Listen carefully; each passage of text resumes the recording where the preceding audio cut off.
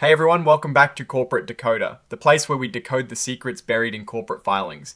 And today's filling has a little surprise waiting for us about a director stepping down and some interesting stock activity.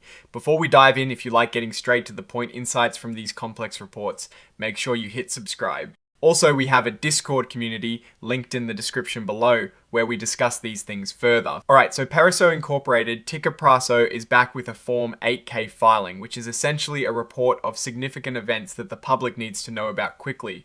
Think of it as the company's immediate bulletin board for important news. The first big piece of news here is about a director named Ian McWalter. He has decided not to run for re-election when his current term ends. This is happening at their upcoming 2025 annual meeting of stockholders. Now, it is important to note that this isn't because of any major disagreements or problems with the company's operations, policies, or practices. It is stated as a planned retirement.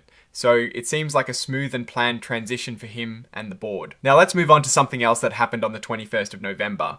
The company filed a prospectus supplement. This is basically an add-on to a previous document that allows them to offer more shares of their stock. They are increasing the maximum number of shares that can be issued under their existing agreement with Ladenburg Thalmann and Company Incorporated. This agreement is for what is called an at-the-market offering. So they are raising the total potential amount of money they can get from selling their shares in the open market up to $3,150,000.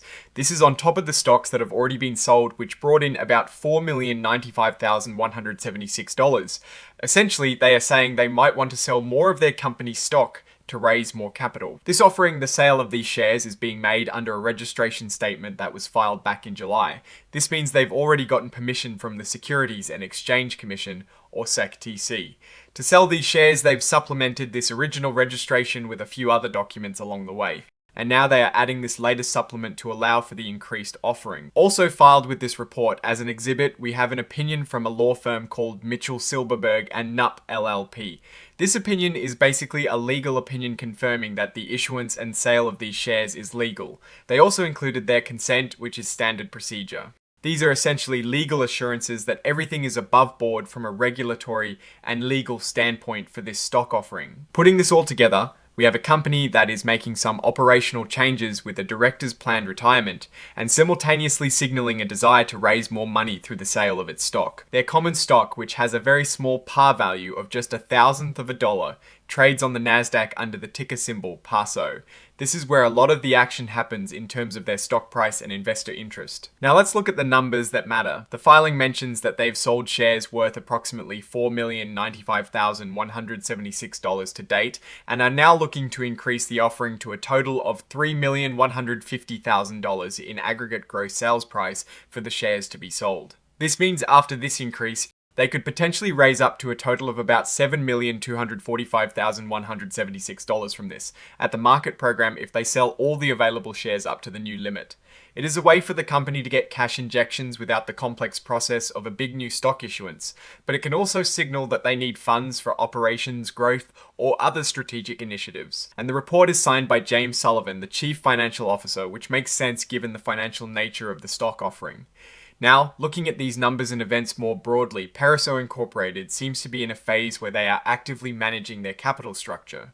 The decision by a director to retire, especially when it is not due to a disagreement, is a normal part of corporate life. However, the increase in the stock offering suggests the company is looking for more financial flexibility. As an investor, you'd want to understand why they need this extra capital. Is it for expanding their business, investing in new research and development, or perhaps to cover operating expenses?